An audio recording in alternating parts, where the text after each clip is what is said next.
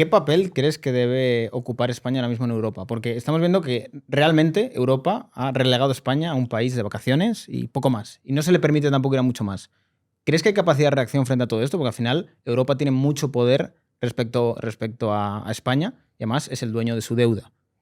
¿Crees que hay capacidad de cambiar esto? Porque al final tienes países como Francia y Alemania que te dicen, no, tú dedícate a ser el Disneyland de Europa, pero déjame la industria. Bueno, yo tiendo a pensar que nosotros somos más dueños de nuestro futuro de lo que a veces decimos, ¿no? De que nos dejan, no nos dejan. Bueno, esto de que nos dejan, no nos dejan, esto habría que verlo, ¿no? Es decir, en el sector textil nadie nos ha dejado, pero somos una potencia a nivel mundial, no europea, por Inditex, por Mango, por un montón de compañías de medio rango.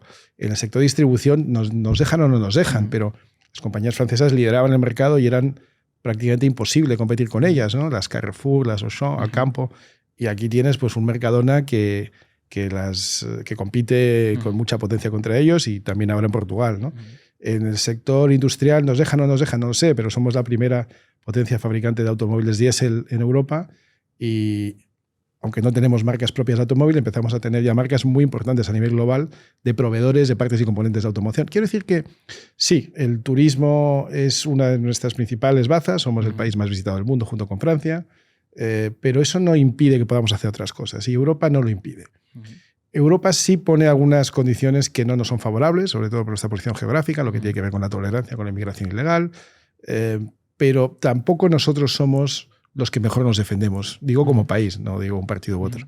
No somos los que mejor nos defendemos en Bruselas, quizás no somos los que mandamos más contingentes para intentar entrar en la burocracia de Bruselas, porque el Parlamento Europeo, que es un parlamento electo, realmente tiene poco poder, es un escaparate.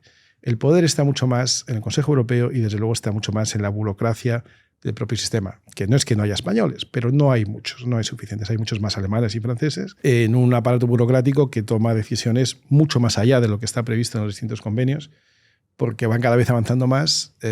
Y yo me acuerdo siempre yo conocí una vez a Thatcher cuando era estudiante, yo fui su chofer en Madrid y la llevé a un par de sitios y no es que hablara mucho con ella, pero sí que le escuché hablar mucho, ¿no? Y ella hablaba, fíjate, ya en los 90, de los burócratas europeos y decía, those self-appointed bureaucrats, ¿no? Esos burócratas que se han elegido a sí mismos, ¿no?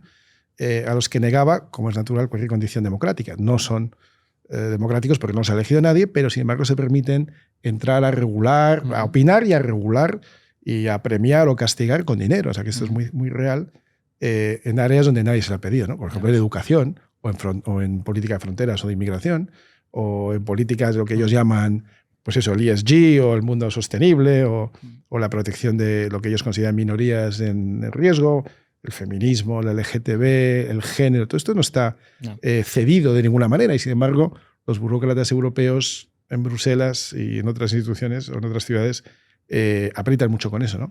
Ahí sí es verdad que España no se defiende bien. Yo creo que desde Europa hemos llegado a un punto en el cual ya la parte de innovación, de desarrollo, de ser punteros en algo se ha dejado de lado y se ha priorizado la absoluta burocratización de todo sector. Somos punteros, somos líderes a nivel mundial y además de manera incuestionable en burocracia. Ahí no nos gana nadie, ¿no?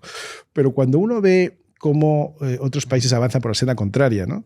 Un ejemplo muy espectacular es Medio Oriente, donde son pues países de muy reciente formación, pero con otras tradiciones muy antiguas, ¿no? Y sin embargo, los gobiernos de ciertos países de Medio Oriente, en especial de los Emiratos, hacen un esfuerzo que presentan anualmente de reducción de burocracia, de simplificación administrativa, de facilitación, de reducción de legislación, es decir, de compresión del tamaño del Estado. Esto sí es algo que hoy en día lamentablemente no veo a ningún partido pedir, ¿no? Esto era una batalla que yo creo que se podría dar en España, porque el problema de tener un Congreso, un Senado y 17 parlamentos con cientos de personas electas durante 4 años para legislar es que legislan. Pero legislan sin parar. Es decir, aquí nadie se dedica a reducir la legislación, a reducir, a consolidar, a decir, bueno, pues a lo mejor tenemos demasiado regulado este sector, vamos a ver cómo podemos ayudar a que los agentes económicos dinamicen la actividad a base de simplificar, desregular,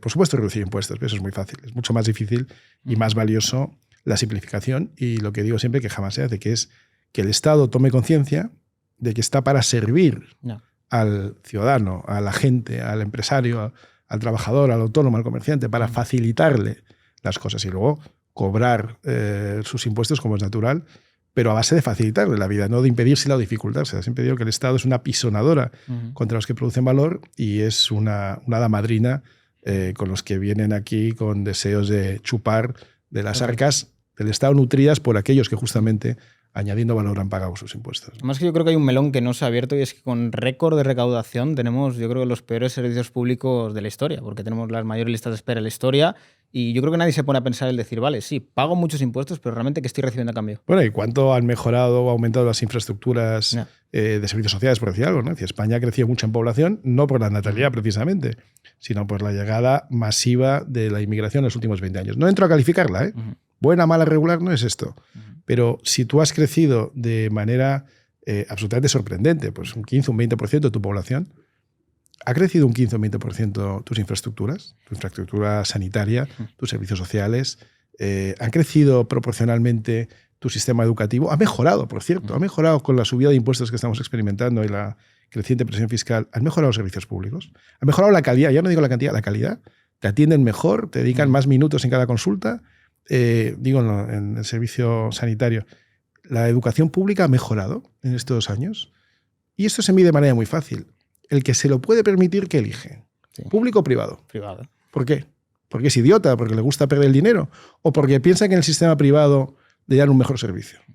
Porque ¿en qué posición geopolítica ves ahora mismo a España? Porque realmente es un poco difícil de entender en un país occidental. Porque... Bueno, el gobierno de España está claramente orientado a defender a lo peor de cada casa. Sí. O sea, busca quiénes son los tíos más dañinos, más criminales, más comunistas, que es todo lo mismo, ¿no? Pues esos son los que defendemos, ¿no? Y además, ¿a quién podemos ofender? Pues a quien podamos ofender, le ofendemos. Bueno, pues, y luego, ¿cómo podemos hacer más daño a España apoyando a la gente que más daño? Bueno, pues esos son los que vamos a apoyar. Es absolutamente increíble, ¿no? Increíble la política exterior de España. Es muy difícil hacer lo peor. Muy difícil, pero no se me ocurre un solo éxito memorable, ¿no?, de la política exterior española y, sin embargo, pues hemos cedido la posición en el Sáhara Occidental que llevamos 50 años defendiendo. Nos hemos enfrentado simultáneamente con Argelia y con Marruecos. Hemos ofendido al presidente de la Nación Argentina. Hemos apoyado a exterroristas y criminales que han llegado al poder en distintos países iberoamericanos. Hemos ofendido a Israel de manera innecesaria. Hemos apoyado algunos de los más y mayores crímenes que se han producido en Oriente Medio, solo denunciándolos de un lado y nunca los del otro. En Asia no hemos hecho absolutamente nada significativo. En África hemos abierto las puertas a la inmigración ilegal para que todo el mundo que quiera pueda llegar aquí, acusando con el dedo a cualquiera que eso le parezca una atrocidad. Realmente es un palmarés difícil de superar, ¿no? En Estados Unidos no hay relación con Estados Unidos, y eso que gobierna la izquierda de Joe Biden. Salvo declarar la guerra a alguien más, ya es realmente muy difícil hacerlo peor en el frente internacional, ¿no? Es muy difícil.